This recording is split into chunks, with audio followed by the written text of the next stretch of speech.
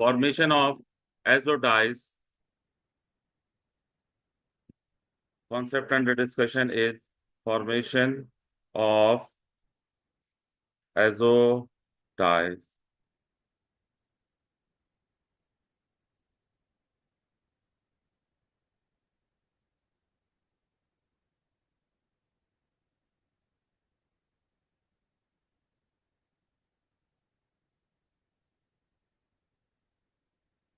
Formation of azo dyes के लिए बेटा, या this was coupling reaction, बेटा इसको इलेक्ट्रोफिलिक सब्स्टिट्यूशन रिएक्शन भी कहेंगे, और इलेक्ट्रोफिलिक सब्स्टिट्यूशन रिएक्शन। तो बताइए बेटा, इसके रिएजेंट्स क्या होने चाहिए?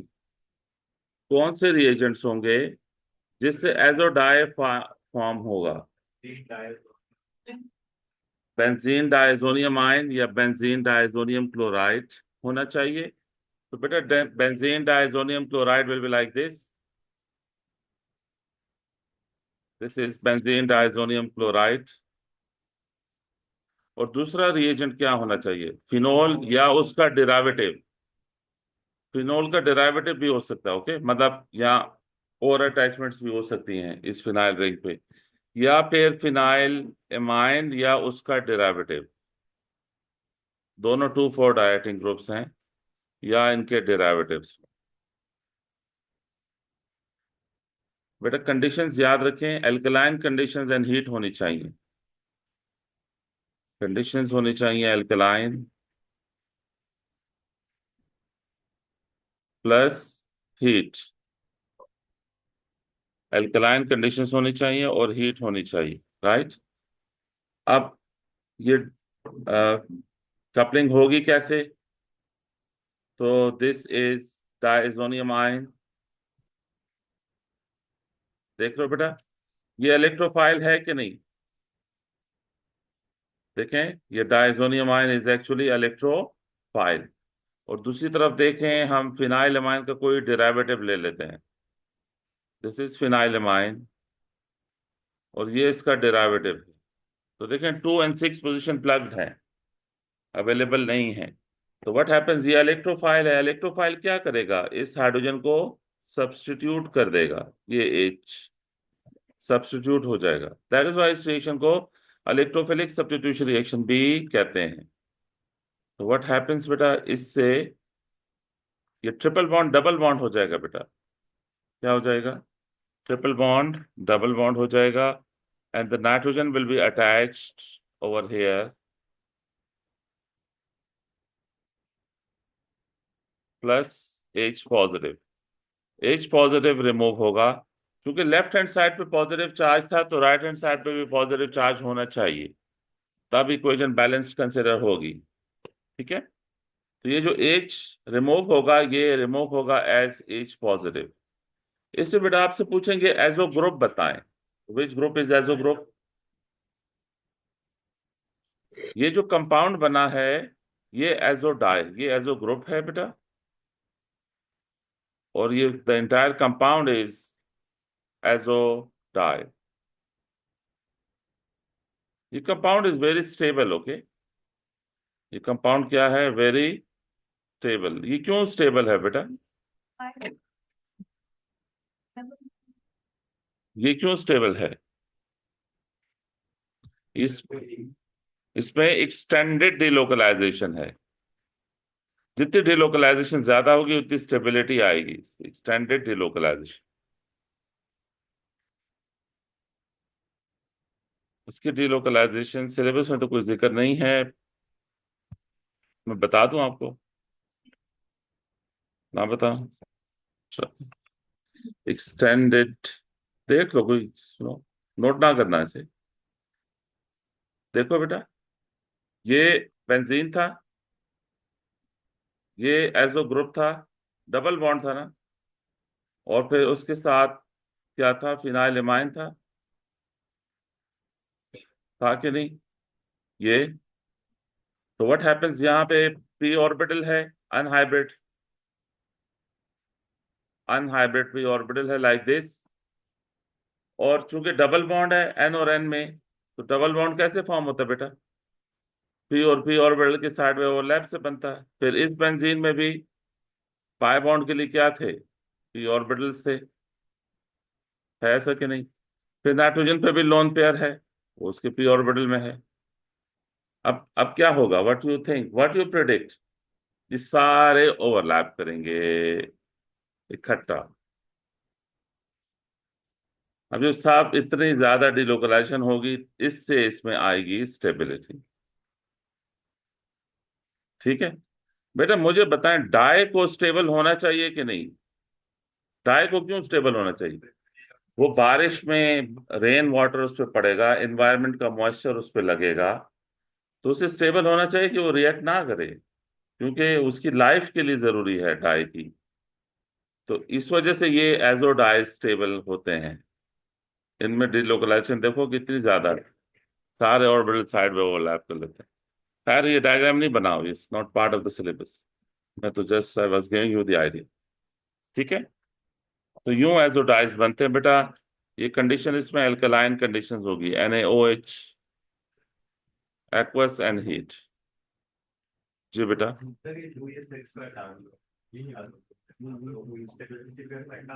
नहीं नहीं नहीं आता, स्टिल एक्सटेंड।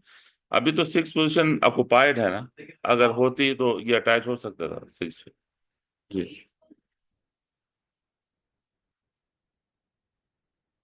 कौन सा, ये वाला? ये वाला, हाँ, ये कंडीशंस हैं, यानी ये रिएजेंट नहीं है NaOH। करवा भी सकते हैं, तो फिर Na पॉजिटिव आ जाएगा एंड वाटर। राइट। डन बेटा। चले अब थोड़ा वर्कशीट वर्कशीट का टूर करते हैं। यू गेट द आइडिया कि कैसे क्वेश्चंस होंगे।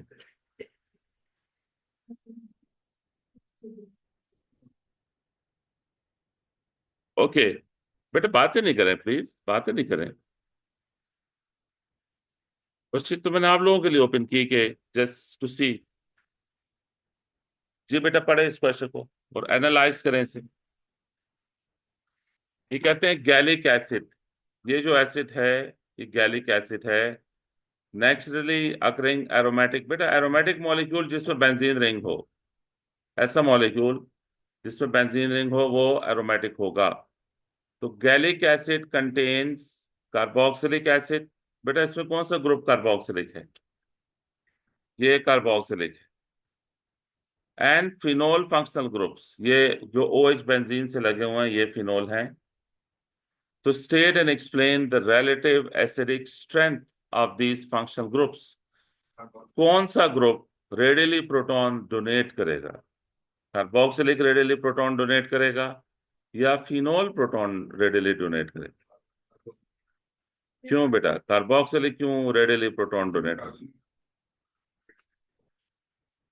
देखो, ये ये OH है और ये फिनोल का OH है। राइट। अब ये फिनोल, ये जो फिनाइल ग्रुप है या ये बेंजीन रिंग है, ये क्या करेगा? ये इलेक्ट्रॉन विड्रॉइंग ग्रुप है। तो जो फिनोल के बॉन्ड पेयर हैं, जो OH का बॉन्ड पेयर है वो इस तरफ क्लोज होगा, तो बॉन्ड पोलैरिटी डेवलप होगी इस बॉन्ड में।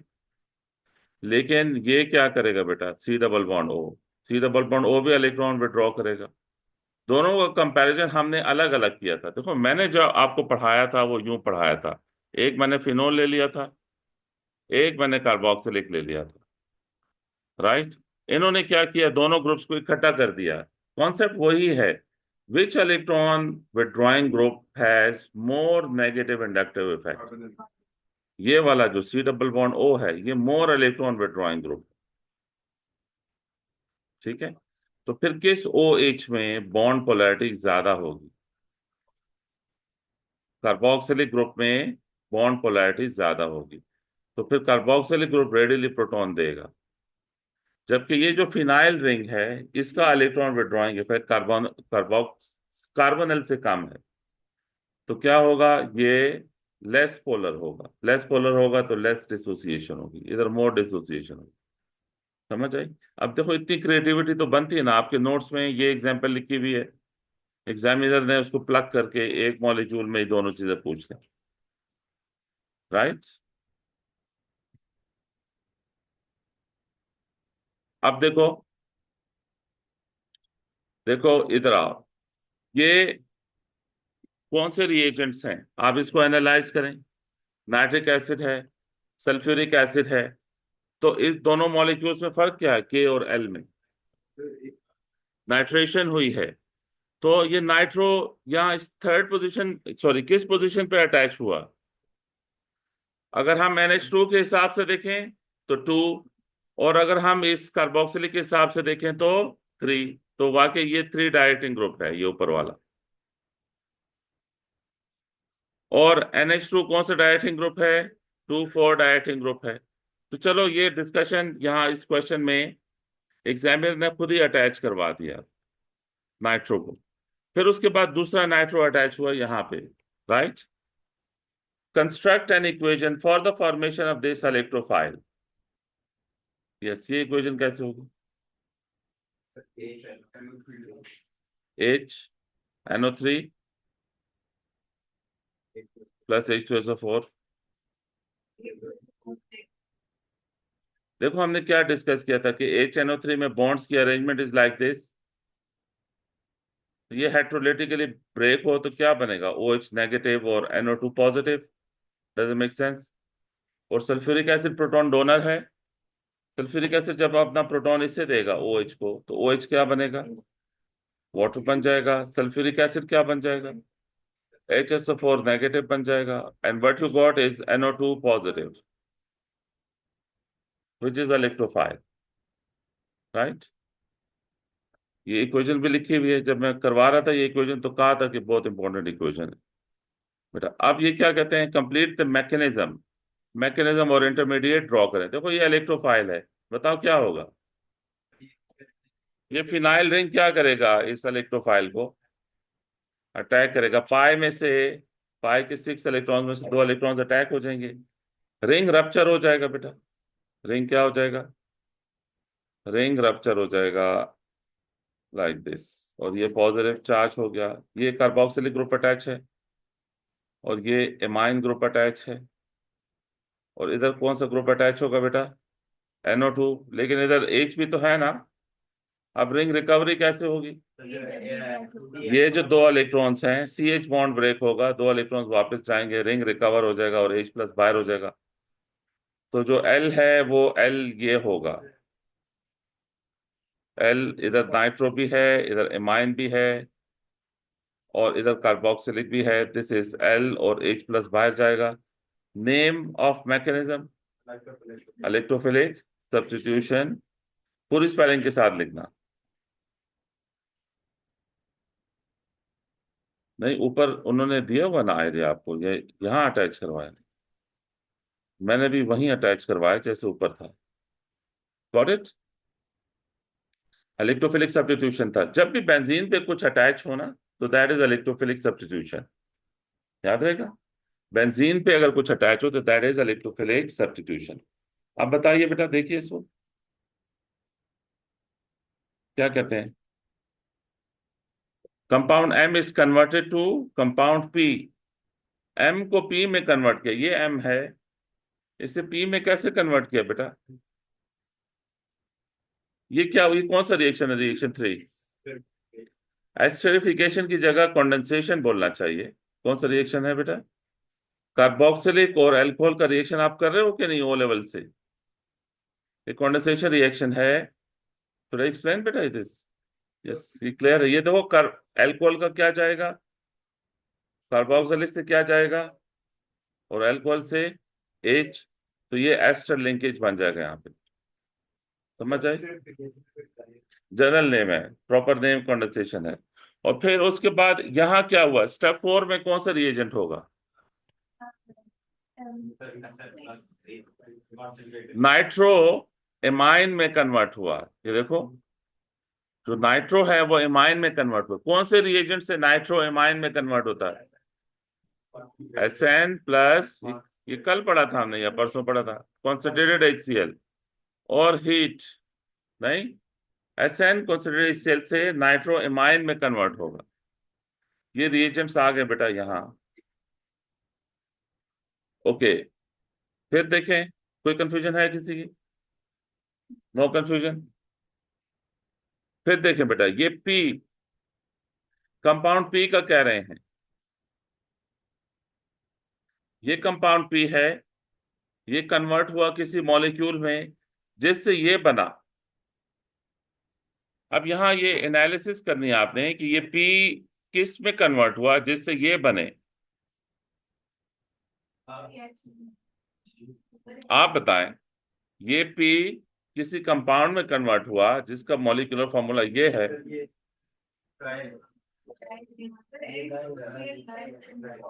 ये फिनाइलमाइन है ना। फिनाइलमाइन से देखें, ये डिसाइड करें कि फिनाइलमाइन से क्या बन रहा है। फिनोल बन रहा है, तो इसका मतलब है यहाँ डायजोनियम होगा। और डायजोनियम का एक प्रूफ बेटा ये भी देखें कि इसमें कितने नाइट्रोजन हैं।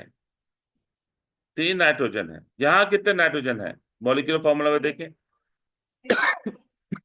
6 नाइट्रोजन है। लेकिन इसमें एक और क्लोरीन भी है 3, और ऑक्सीजन कितने हैं, 2 हैं। यहां भी ऑक्सीजन 2 है। तो व्हाट हैपेंस, देखो,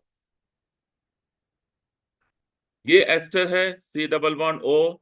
बेहतर है कि आप पेपर में ओपन करके लिखा करो, उससे आपको फंक्शनल ग्रुप की आइडेंटिफिकेशन आसान लगेगी और रिएक्शन को डिसाइड करने में इजी रहेगा।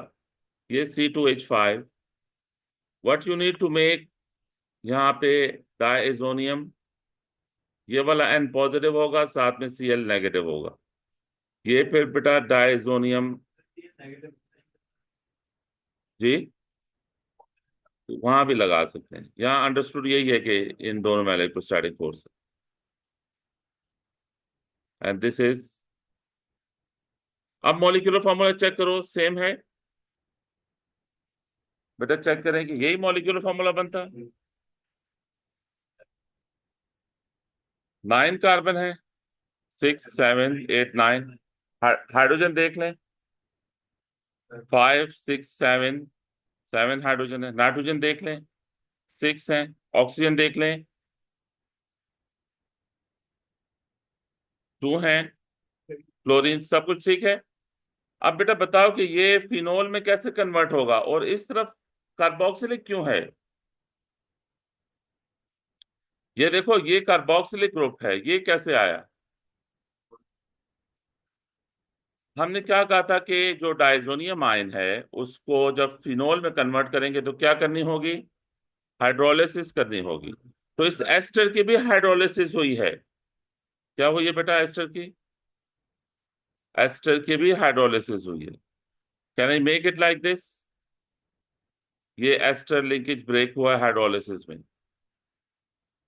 और यहाँ पे फिनोल बने हैं, तो H2O और हीट। यहाँ temperature greater than 10 degree Celsius होगा, temperature greater than 10 degree Celsius होगा तो तब बनेगा जी। एसिड और बेस हाइड्रोलिसिस से एक्सेलरेटेड होगा हाइड्रोलिसिस, लेकिन अगर वाटर हो तब भी हाइड्रोलिसिस हो जाएगी। Got the idea.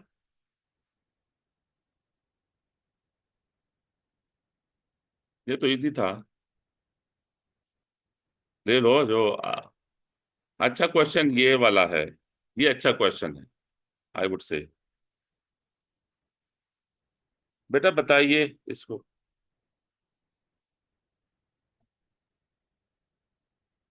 जी बेटा, स्टेप 1 में रिएजेंट क्या है और कंडीशंस क्या है।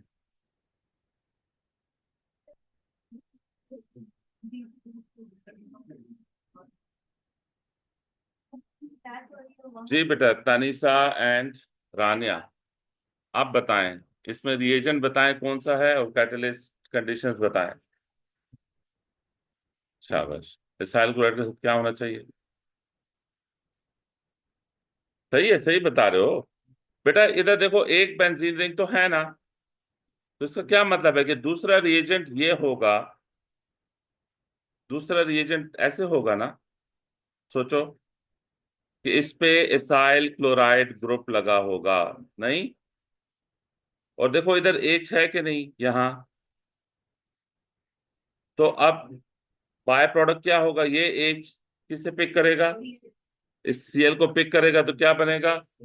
तो ये वाला जो रेड मैंने किया कार्बन, ये कहाँ अटैच होगा? ये यहाँ अटैच होगा तो प्रोडक्ट बन जाएगा ना। तो अब इसका रिएजेंट क्या हुआ? कैन आई से C6H5, ये फिनाइल रिंग हो गया। आगे acyl group COCl, can I write like this? ये रिएजेंट हुआ। कैटलिस्ट क्या हुआ? AlCl3 और heat. Does it make sense? ये अब आगे पूछेंगे आपसे, ठीक है? जी बेटा, आप दोनों बताएं इस बॉक्स में क्या आएगा। अब ये जो रिएजेंट बना है हमारे पास, ये जो कीटोन कंपाउंड बना है, ये कन्वर्ट होगा किसी कंपाउंड में जिससे ये बनेगा। बताएं इस बॉक्स में क्या आना चाहिए।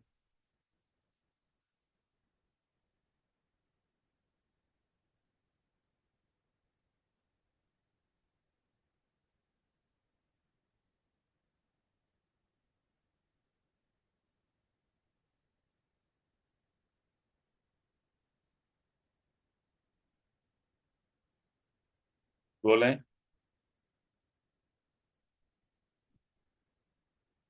इन दोनों में क्या फर्क है? ये इसमें और इसमें क्या फर्क है?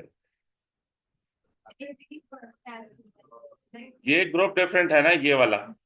इसमें कितने कार्बन है? 2 कार्बन है। इसका मतलब ये था कि यहाँ हमारे पास था जो रिएजेंट, 2 क्लोरोप्रोपेन था, क्लोरो इथेन था।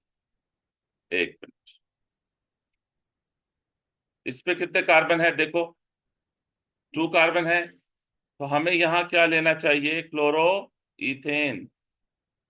Does make sense? क्यों बेटा? क्लोरो इथेन और कैटलिस्ट क्या लेना चाहिए? AlCl3। यहाँ हाइड्रोजन है कि नहीं? ये हाइड्रोजन किसे पिक करेगा? Cl को। तो इथाइल अटैच हो जाएगा इधर के नहीं, which is Friedel craft alkylation. So what you get here? Just notice. Will you get this thing here? Will you get this thing here? CH2 CH3। Check करो, यही मॉलिक्यूलर फॉर्मूला बनता है इससे। 6 कार्बन इस बेंजीन के, 6 इसके, 12 13 14, और एक कार्बोनिल का 15 कार्बन है।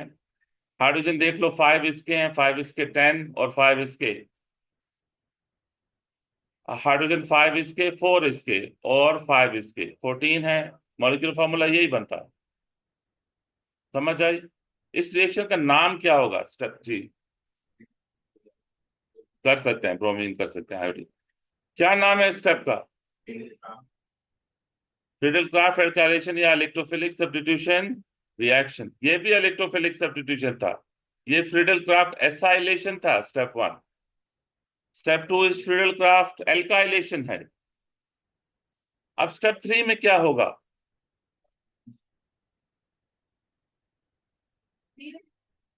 सही है, बोलो, लाउड बोलो। Free radical substitution. स्टेप 3 में क्या होगा? फ्री रेडिकल सब्स्टिट्यूशन होगा। इधर आप ब्रोमीन करें, यूवी लाइट करें, नहीं, ये AS का रिएक्शन है कि नहीं? अब इन्होंने किस कार्बन पे Br लगाया है? इस वाले कार्बन पे। ये CH2 का H हटा के उधर Br लगा दिया। हाँ, क्यों बातें करना बंद कर दी हैं? आप बातें नहीं कर रहे? ओके बेटा, अब बताओ, इससे कुछ बनेगा जिससे ये बनेगा? यहाँ NaOH, NaOH से तो बेटा ये एल्कोहल आ जाएगा। नहीं तो सेकेंडरी अल्कोहल की ऑक्सीडेशन से कार्बोक्सिलिक नहीं बनता बेटा, कीटोन बन जाएगा। We don't need ketone, we need carboxylic है।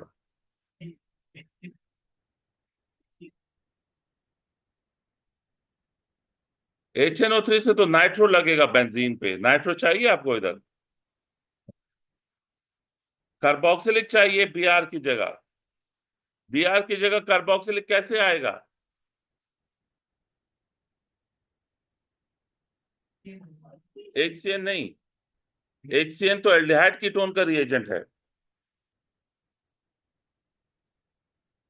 HCN के करीब ही है। NaCN, ये हेलोजिनो अल्केन का रिएक्शन नहीं था NaCN एथेनॉल में, AS में, NaCN एथेनॉल और हीट, तो उससे CnBr को रिप्लेस करेगा, हेलोजन को CN रिप्लेस कर लेगा। This is nucleophilic substitution reaction, ये SN रिएक्शन होगा। तो ये कार्बोनल है, ये बेटा इधर CN आ जाएगा, C ट्रिपल बॉन्ड N। अब CN से कार्बोक्सिलिक कैसे बनेगा?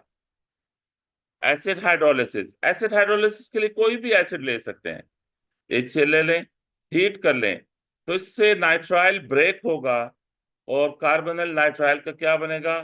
कार्बोक्सिलिक बनेगा। जब इस सब को आप एनालाइज कर लेंगे तो तब आप नीचे आंसर कर सकेंगे। जी, मैं बताता हूँ कितने मार्क्स है। देखो, इस सारी जो डिस्कशन आपने की, ये पूछे हुए reagent step 1, step 2, step 3, step 4, तो कितने? 5 मार्क्स का ये है। और सजेस्ट द स्ट्रक्चर, अच्छा ये दो 7 मार्क्स, और रिएक्शन के नेम्स हैं, तो 9 मार्क्स का क्वेश्चन है। ठीक है, चलो देखते हैं दूसरा कोई। ये तो आसान है, मैंने नोट्स में करवाया हुआ है बेटा। You know this thing, by reference to the formation of sigma and pi bonds describe and explain the shape of benzene molecule. बेटा, शेप क्या होगी बेंजीन मॉलिक्यूल की? शेप में बॉन्ड एंगल भी आते हैं बेटा। हाँ, प्लेनर है बेंजीन, ठीक है, क्या है? और एवरी कार्बन इसमें क्या है? ट्राइगोनल प्लेनर है। बॉन्ड एंगल कितना है? 120 डिग्री है। हर कार्बन के 3 सिग्मा बॉन्ड्स हैं और एक पाई बॉन्ड है। नींद आ रही है बेटा? ये ये तो नींद भगाने वाले क्वेश्चन थे बेटा।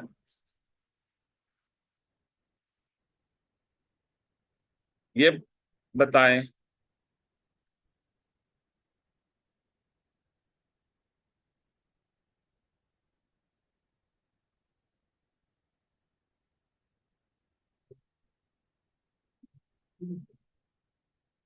बेटा ये कैसे होगा? ये थोड़ा मैं इसको,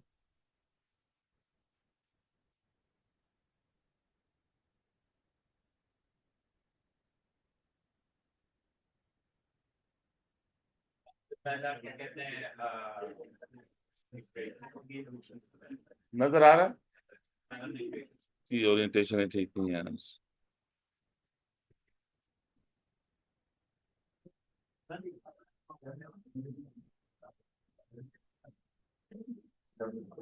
चलो ये बताओ बेटा,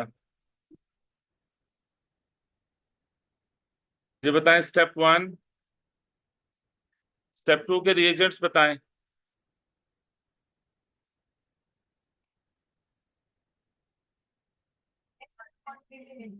ये बताएं स्टेप 2 में क्या रिएजेंट्स होंगे? नाइट्रो एमाइन में कैसे कन्वर्ट होगा? SN plus concentrated HCl। Okay, फिर क्या कह रहे हैं? Right an equation two show sulphuric acid generates electrophile. क्या इक्वेशन होगी? H2SO4 plus HNO3,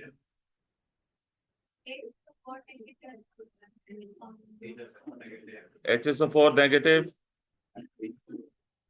NO2 positive, H2O। जी बेटा, नेक्स्ट बताएं, ये इंटरमीडिएट क्या होना चाहिए?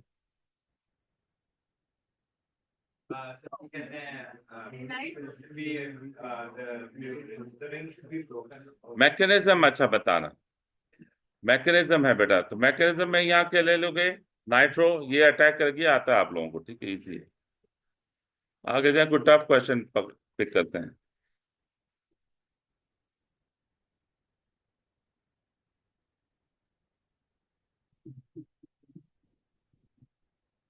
ये बताओ बेटा, जस्ट लोग, इन दो बॉक्सेस में क्या आएगा?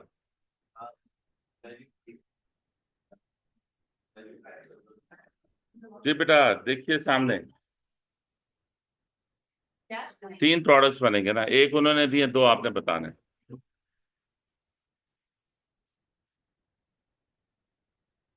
बेटा एक मिनट, क्या हुआ, आप लोग अपसेट हो गए हैं? ये क्वेश्चन देखें, फिर एंड कर लेंगे क्लास, देखें सामने। एसिड हाइड्रोलिसिस किस किस की होगी? देखें बेटा, इसमें एस्टर है। कहाँ पे एस्टर? ये एस्टर है कि नहीं? ये ब्रेक होगा कि नहीं होगा? ये ब्रेक होगा लाइक दिस। और कहां से ब्रेक होगा? एस्टर था, यहां से ब्रेक हो गया।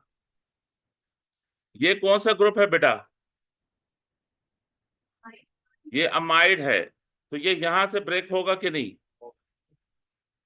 और ये पूरा पार्ट इन्होंने खुद दिया हुआ कि नहीं? एमाइड की भी हाइड्रोलिसिस होती है ना, तो ये पूरा पार्ट इन्होंने दिया हुआ है यहाँ पे। एक पार्ट ये बनेगा, और दूसरा पार्ट जो रिमेनिंग है, क्या हुआ बेटा? ये देखो, डज इट मेक सेंस? तो एक पार्ट आपके पास एथेनॉल बनेगा, डज इट मेक सेंस?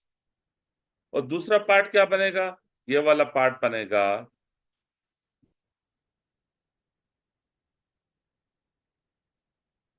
ये कार्बोक्सिलिक बन जाएगा बेटा, ये ग्रुप, और ये एमाइन बन जाएगा।